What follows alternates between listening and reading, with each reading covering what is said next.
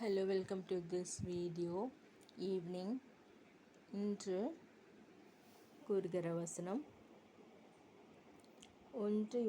மூன்றாம் யோவான் எழுதின 3ஆம் நிருபம் 2வது வசனம்.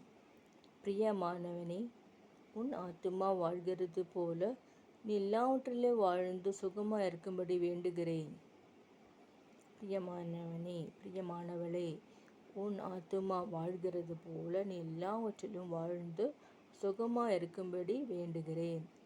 இது 3rd Johnல போட்டிருக்கு. 3rd John 2nd verse. அப்போஸ்தலர் யோவான் எழுதின நிருபம் 3ஆம் நிருபம் 2வது வசனம். 1ஆம் அதிகாரம் 2வது வசனம்.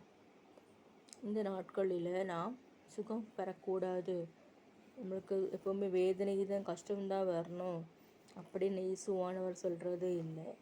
இயேசுவானவர், யெகோவா, ஹோலி ஸ்பிரிட் எல்லாம் என்ன சொல்கிறாங்கன்னா, நாம் சுகமாக இருக்க வேண்டும், உலகத்தில் வாழும் பொழுது சமாதானமும் சுகமாயும் வாழ வேண்டும் என்பதை அவர் உன்னிப்பாக கூறுகிறார். யார்? இயேசுவானவர். பிதா, புத்திர, பரிசுத்த ஆவியானவர் திரியேக தெய்வத்தை நாம் ஆராதிக்கிறோம். யெகோவையோடு பிரார்த்திக்கலாம். Jehovah Jireh. Jehovah means God. அப்போ பிரியமானவனே, உன் ஆத்துமா வாழ்கிறது போல, சோல் எப்படி வாழ்கிறது? கர்த்தரோடு நெருங்கும் பொழுது நம்மளுடைய ஆத்மா, சோல் சந்தோஷமாக இருக்கும்.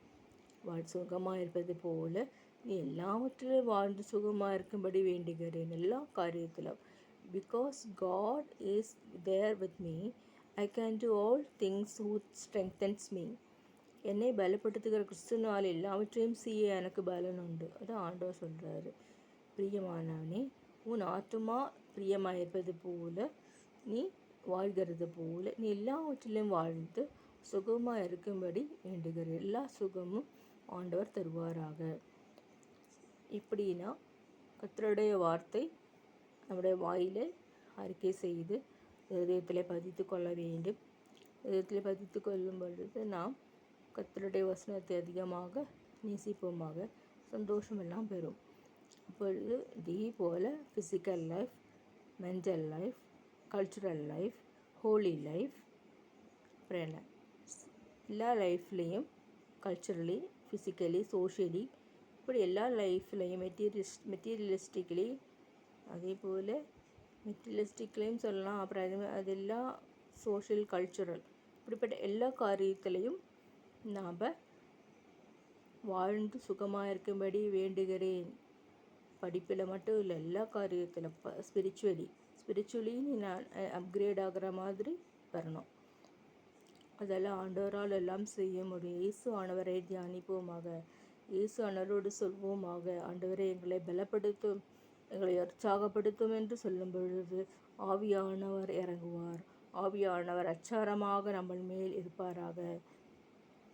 ஆவியானவரால் தான் எல்லாம் கூடும். ஆகவே நாம் எல்லாவற்றிலையும் சுகமாக இருக்க கர்த்தர் விரும்புகிறார். அதற்காக நாம் உலக மாம்ச காரியங்களுக்கு போகாமல் ஆவிக்குரிய காரியங்களில் சுகமாக இருக்க நாம் இருப்போமாக. விண்ணப்பத்தை கேட்பவரே, சுகம் தருபவரே, ஜெயம் தருபவரே.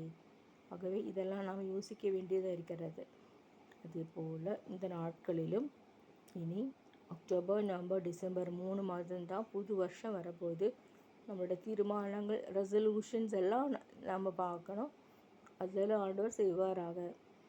அதே போல் இந்த நாட்களில் நாம் நம்மளை பெற்றோருக்கு கீழ்ப்படிந்து நடப்போமாக. பெற்றோருக்கு கீழ்ப்படிந்தால்தான் உயர்வு. பெற்றோருக்கு கீழ்ப்படியாமல் இருந்தால் உயர்வு இல்லை, தாழ்வு தான். நாம் பெற்றோருக்கு கீழ்ப்படிவோமாக. நம் தங்கை, தம்பி இவர்களையெல்லாம் நேசிப்போமாக. பெற்றோர் மேலே டீச்சர்ஸை நேசிப்போமாக, குருக்களை எல்லாம் நேசிப்போமாக. நாம் அவர்களுக்காக எழுதி வைத்து ஜெபம் செய்வோமாக. இவ்வாறு செய்யும் பொழுது தேவன் ஆச்சரியப்படுவாராக. அவர் ஆசீர்வதிப்பார். ஊழியம் செய்ய நினைக்கிறவர்களுக்கு ஊழியத்தினுடைய காரியத்தை நான் சொல்லுகிறேன், விளக்குகிறேன். என்னுடைய ஃப்யூச்சர் ஸ்பீச்சில் சொல்வேன். எந்த மினிஸ்ட்ரி எடுக்கலாம், எப்படி போகலாம் நான் சொல்லித்தரேன். அதே மாதிரி நீங்கள் வேத புத்தகத்தை வாசியுங்கள், ஜெபம் செய்யுங்கள், குடும்பமாக இருந்து ஜெபம் செய்யுங்கள். ஆமேன், ஆமேன்.